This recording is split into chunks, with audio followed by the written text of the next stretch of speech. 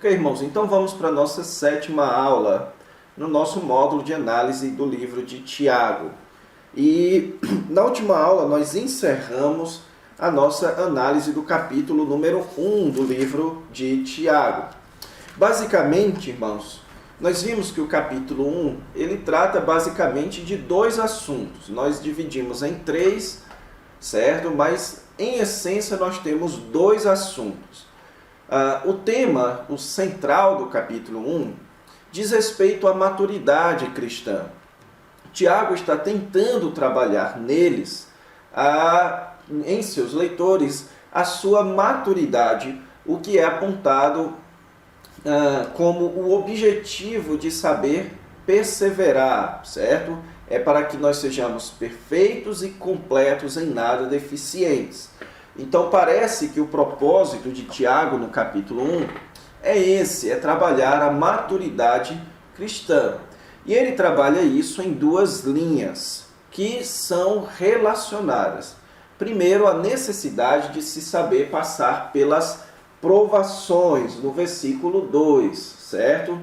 Tende por motivo de toda alegria ou passardes por várias provações. Então, eu disse a vocês que isso poderia estar ligado, quase certamente estava ligado, às questões relacionadas à pobreza daquela época. Essa era a grande provação que as pessoas estavam enfrentando naquela época. E isso estava gerando problemas dentro da igreja de relação entre os mais ricos e os mais pobres. Então, os mais pobres, as pessoas que estavam passando pela provação, precisavam aprender a passar por isso. E aqueles que sucumbiam na provação jamais deveriam dizer que tinham feito isso por culpa de Deus, que era Deus que estava fazendo eles pecar, ou tentando-os a pecar. Não, a provação, ela é uma provação vinda de Deus, mas ela prova a nossa fé. Aquilo que nos tenta a pecar é a nossa própria cobiça. Então, diante do fato da pobreza e da dificuldade que surgiu em relação aos ricos com aos pobres, então Tiago também vai trabalhar esse problema na perspectiva da verdadeira religião. Então, no capítulo 1, a partir do versículo 19, ele vai tratar desse problema na perspectiva da verdadeira religião, mostrando que a verdadeira religião, em essência, não é meramente ouvir, ou conhecer, ou dizer, certo? Que é crente. A verdadeira religião, ela se expressa na prática, especialmente no tratamento para com o próximo. Por isso que ele enfatiza tanto a questão de saber ouvir, de ser tardio para falar, de ser tardio para se irar, de ajudar a quem precisa, certo? Então essas são atitudes que expressam uma transformação da palavra de Deus em nossas vidas.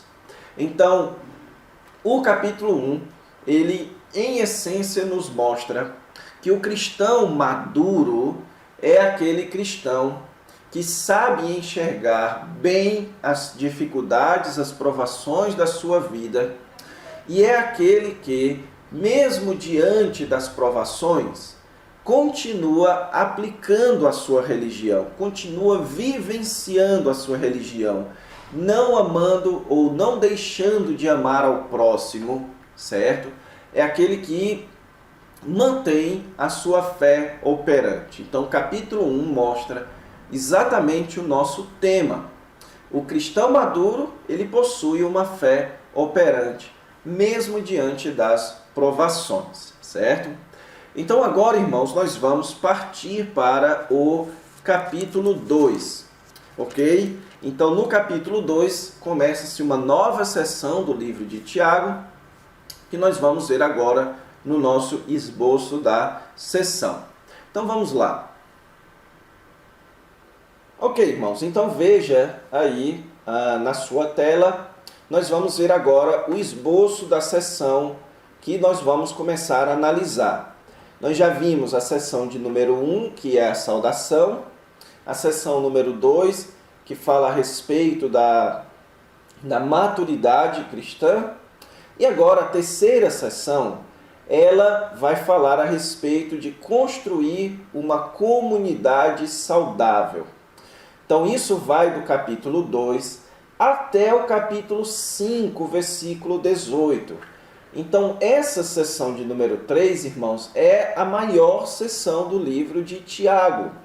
E é uma sessão que lida com a comunidade, lida com questões dentro da comunidade, certo? Eu mostrei para vocês que o capítulo 1 já lida um pouco com isso, mas ele é mais relacionado à pessoa, à maturidade da pessoa, para que a pessoa entenda como passar pela tribulação e o que é, então, ter uma verdadeira religião. Mas agora, Tiago, ele vai lidar diretamente com a comunidade, com as questões dentro da comunidade. E eu intitulei aqui essa sessão como Construindo uma Comunidade Saudável, certo? Então é uma forma homilética, uma forma didática de você expressar o assunto dessa sessão. E nós vamos ver, irmãos, que Tiago ele vai tratar de várias doenças, certo? Ele vai tratar de vários probleminhas de imaturidade dentro da igreja. Então nós vamos colocar aqui o problema da imaturidade na igreja como sendo uma doença que Tiago vai tentar corrigir. Então, em primeiro lugar, ele vai tratar no capítulo 2 dos efeitos da doença, que no caso são o favoritismo e a fé sem obras. Então, são estes os assuntos do capítulo 2. Nessa aula de agora, nós veremos a questão do favoritismo, certo? Uma expressão de maturidade, de imaturidade cristã dentro da igreja é o favoritismo. E depois nós veremos o tratamento de Tiago da questão da fé sem obras, isso na próxima aula. Então vamos iniciar aqui com a questão do favoritismo. Note, irmãos, que o versículo 1, ele traz aqui aquele marcador utilizado por Tiago. Ele diz, meus irmãos. Aqui, certo, você tem já uma clareza de que ele está falando para crentes dentro de uma igreja, para membros de uma igreja. Então ele vai tratar agora desse problema do favoritismo. E o que ele diz aqui, irmãos, em suma no versículo 1, é: não tenhais fé no nosso Senhor Jesus Cristo em acepção de pessoas. A expressão acepção de pessoas, ela poderia muito bem ser traduzida como favoritismo. É o ato de você favorecer alguém a despeito ou em detrimento de outra pessoa. O favoritismo, irmãos, em si, ele não é errado. O problema é quando o favoritismo é feito dentro do contexto da fé no nosso Senhor Jesus Cristo. Então, o que Tiago está combatendo aqui? São pessoas que estavam vivenciando a fé apresentando favoritismo. É quando as pessoas que afirmavam seguir a fé cristã, mas apresentavam expressões em sua vida de favoritismo, de tratamento desigual dos irmãos. E o contexto aqui tratará do favoritismo por motivos financeiros, por posição social. É quando a igreja favorece uma pessoa em detrimento da outra, com base no seu, da posição social, da posição financeira da pessoa. Então esse é o tipo de favoritismo que deve ser proibido dentro do contexto da fé. Quando você tem um compromisso com Cristo, quando você crê no Senhor Jesus Cristo, Senhor da glória, você não pode agir com favorecimento com base em qualquer padrão, especialmente aqui o padrão financeiro, certo? Então, a igreja não deve demonstrar parcialidade. A parcialidade é algo que deve ser evitado dentro da igreja. Os versículos de 2 a 4, irmãos, ele então nos apresenta uma ilustração do que Tiago está querendo dizer. Ele diz aqui: se, portanto, entrar na vossa sinagoga. Então veja aqui que Tiago chama a igreja, a reunião da igreja, como sendo uma sinagoga, o que nos mostra a proximidade da comunidade na época de Tiago, ainda com as tradições judaicas, o que mostra, como a gente viu na introdução ao livro de Tiago, o quanto o livro de Tiago é antigo, é o mais recente em termos do ministério do Senhor Jesus Cristo e dos apóstolos, certo? Então aqui as reuniões ainda eram chamadas de sinagoga. Então ele diz: se entrar na vossa sinagoga algum homem com anéis de ouro nos dedos em trajes de luxo. Ter um anel de ouro nos dedos, irmãos, era um sinal de riqueza, certo? E vestir trajes de luxo também. Então, os ricos eram pessoas que usavam anéis de ouro e andavam em trajes de luxo. Então, ele coloca a situação: está entrando na igreja um rico, e entrar também algum pobre andrajoso, e também entrar na igreja um homem com uma roupa simples, uma roupa desgastada. É essa a ideia de pobre andrajoso. É alguém que tem roupas bastante surradas, bastante usadas, o que sugere que é a única roupa daquela pessoa. Então você tem aqui dois tipos de pessoas entrando na igreja. Então ele diz: se está entrando dois tipos de pessoas na igreja, e você trata com deferência o que tem trajes de luxo, dando a ele lugar de honra, certo? Dando a ele as cadeiras mais à frente, dando a ele as cadeiras principais. Então isso mostra ainda que na igreja naquela época ainda havia a concepção que existia dentro das sinagogas, que havia alguns lugares mais honrosos e outros lugares mais ou menos honrosos, certo? Então ainda havia esse tipo de mentalidade das sinagogas dentro da igreja. Então a pessoa entra e, digamos assim, você oferece para ela aquelas cadeiras acolchoadas na frente. E então entra ali o pobre.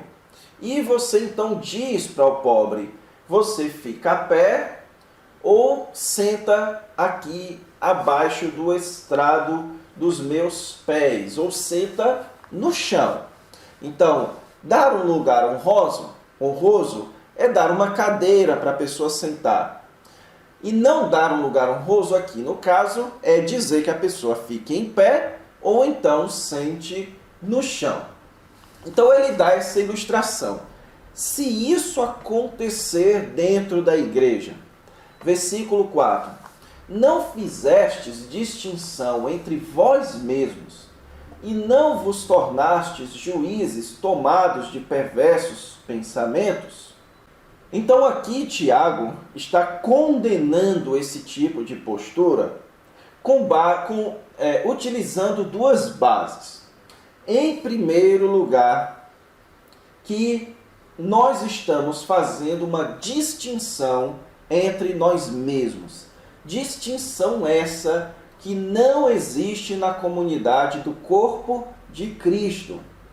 Cristo nos fez um. Cristo nos fez parte do seu corpo. Em Cristo já não há judeu e nem grego. Todos somos de Cristo. Dentro da comunidade, todos fazemos parte do corpo de Cristo.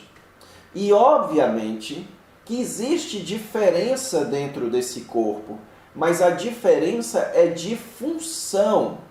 Existe uma diferença funcional. Uns são pastores, outros mestres, outros evangelistas, outros têm determinados dons, outros têm outros dons. Mas não há distinção financeira no corpo de Cristo, nem distinção étnica. Não existe nenhum destes tipos de distinção dentro da comunidade de Cristo. Então, quando você trata um rico bem e um pobre mal, ou quando você trata de maneira diferente as pessoas com base na sua condição social, você está anulando ou você está negligenciando ou não enxergando da perspectiva correta as pessoas. Você não está tratando as pessoas à luz da posição que elas ocupam no Senhor Jesus Cristo, mas da posição que elas ocupam dentro da sociedade. E isso é, então, um ato contra a nossa fé. E, em segundo lugar, a segunda base que condena o favoritismo é que nós nos tornamos juízes tomados de perversos pensamentos. O Antigo Testamento, irmãos, contém vários textos que proíbem o juízo temerário, ou quando você julga as pessoas não com base no pensamento correto, na reta justiça, mas com base no favoritismo. Por exemplo, lá em Levíticos 19, versículo 15, diz lá: não perverta a justiça, não mostre parcialidade para o pobre ou favoritismo para o grande, mas julgue o seu próximo justamente. Então, não deve existir um juízo que favoreça o pobre ou o rico. Deve haver um juízo que favoreça a justiça. Então, quando você trata alguém com base não no que ela é em Cristo, mas na sua posição social, você está se tornando um juiz perverso. Um juiz que não trata com justiça, certo? Então, estas são as duas bases que Tiago nos dá aqui contra o favoritismo. Isso é uma negação, não apenas da nossa posição em Cristo, daquilo que nós somos em Cristo, como também é uma negação da justiça, do que deve ser feito. Agora, o versículo 5, irmãos, começa a nos apresentar algumas outras bases contra o favoritismo, certo? Veja aqui que ele usa mais uma vez aquele marcador. Ouvi, meus amados irmãos. Então, tomem nota disso, meus irmãos. Então, agora ele vai avançar para um novo raciocínio, ainda interligado com o anterior. Porque agora ele vai apresentar novas bases que combatam o favoritismo, certo? E a primeira base que ele apresenta aqui é uma base teológica. Ele diz: Não escolheu Deus os que para o mundo são pobres, para serem ricos em fé e herdeiros do reino que ele prometeu aos que o amam? Então, qual é o ponto de Tiago aqui? É nos ajudar a enxergar o pobre de uma perspectiva correta. E a perspectiva correta a respeito do pobre é a perspectiva de Deus a respeito dele. Então, para Deus, os pobres são ricos. Agora, ricos em quê? Em fé e herdeiros do reino que ele prometeu. Nós não podemos entender aqui, irmãos, que Tiago está dizendo que Deus só escolheu os pobres. Obviamente que não é isso que ele está dizendo, porque, por exemplo, Barnabé, quando foi salvo, ele era rico, certo? Então, há exemplos de pessoas ricas no Novo Testamento e que foram salvas pelo Senhor Jesus Cristo, que foram eleitas por Deus. Portanto, aqui o ponto é que os pobres são alvos da graça de Deus. Os pobres são alvos da eleição de Deus. E que, portanto, para Deus, um pobre da igreja, um pobre eleito, não é visto como o mundo vê. Deus vê o pobre eleito como alguém rico em fé. Então, Deus escolheu os pobres para serem ricos na fé. Então, quando está na fé, o pobre, ele é rico. Rico por quê? Porque ele tem o que mais precisa, que é a sua fé no Senhor Jesus Cristo e o reino prometido. Enfim, a pessoa pobre, mas que possui a graça de Deus, a graça da salvação, a graça da fé, a graça da herança do reino, a graça da vida eterna, essa pessoa, ela é rica. Então, os pobres são alvos da graça de Deus. Os pobres são alvos de uma graça especial de Deus, porque eles são ricos na fé. Entretanto, versículo 6, vós outros menosprezastes o pobre. Então, o versículo 6, irmãos, o começo dele está bem ligado ao versículo 5, o que é marcado aqui pela conjunção entretanto, a conjunção adversativa entretanto. E o que Tiago está dizendo é que Deus trata o pobre com amor. Deus trata o pobre como alvo da sua graça. E vós tratam os pobres com menosprezo, com indiferença.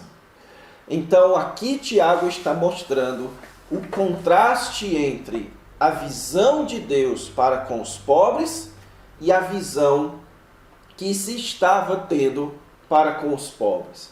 A visão de Deus para com os pobres é que os pobres são alvos da sua graça e do seu amor. A visão de Deus para com os pobres é que eles são ricos na fé, são ricos na salvação, que eles já possuem a maior riqueza de todos. Então Deus não trata o pobre à luz da sua pobreza material. Deus trata o pobre à luz da sua riqueza espiritual. Já os homens estão tratando o pobre à luz da sua pobreza material. E por isso estavam menosprezando os pobres. Então, quando há menosprezo para com os pobres, o que está acontecendo, certo? Isso tudo no contexto da igreja, o que está acontecendo é uma visão mundana a respeito dos pobres. É uma visão pecaminosa e diferente da visão de Deus a respeito dos pobres.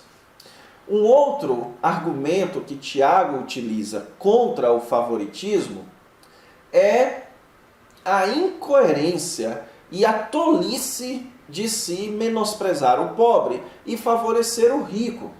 Então é um ato de tolice você exaltar aquela classe que te oprime. Versículo 6. Não são, aqui a partir do versículo, da segunda parte do versículo 6, não são os ricos que vos oprimem, e não são eles que vos arrastam para os tribunais? Não são eles os que blasfemam o bom nome que sobre vós foi invocado? Então, o que Tiago está dizendo aqui? Que a classe dos ricos é uma classe opressora. Como é que os ricos oprimiam os pobres naquela época? De acordo com os estudiosos, irmãos, os ricos eram emprestadores, certo? Os ricos eram aqueles que possuíam renda e os pobres não possuíam renda. Então, os ricos emprestavam dinheiro ou bens aos mais pobres em troca de serviço ou em troca de dinheiro também, de devolução de dinheiro. Isso fazia com que a sociedade daquela época se tornasse uma sociedade onde os ricos sustentavam, os ricos mantinham os pobres na sua pobreza e os pobres mantinham os ricos na sua riqueza. Não havia este movimento que existe nas sociedades capitalistas atuais, onde os pobres podem se tornar mais ricos e os ricos poderiam então empobrecer, certo? Não havia tanto esse movimento. Os ricos sempre se mantinham ricos e os pobres sempre se mantinham pobres. E muita da manutenção dos ricos era com base na opressão dos mais pobres. Então, como é que você vai tratar bem aqueles que só tratam mal aos demais? Como é que você vai tratar com honra aquela classe de pessoas que só tratam os demais com desonra?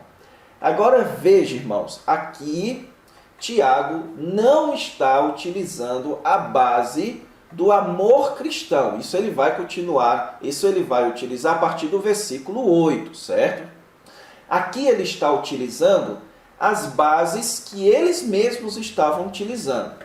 O raciocínio de Tiago é, tá bom, então vamos partir do princípio de que o rico tem que o nosso tratamento para com as pessoas deve ser com base na posição social delas.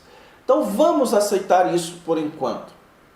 Você vai tratar bem o rico com base na sua riqueza, sabendo que são os ricos que vos tratam mal?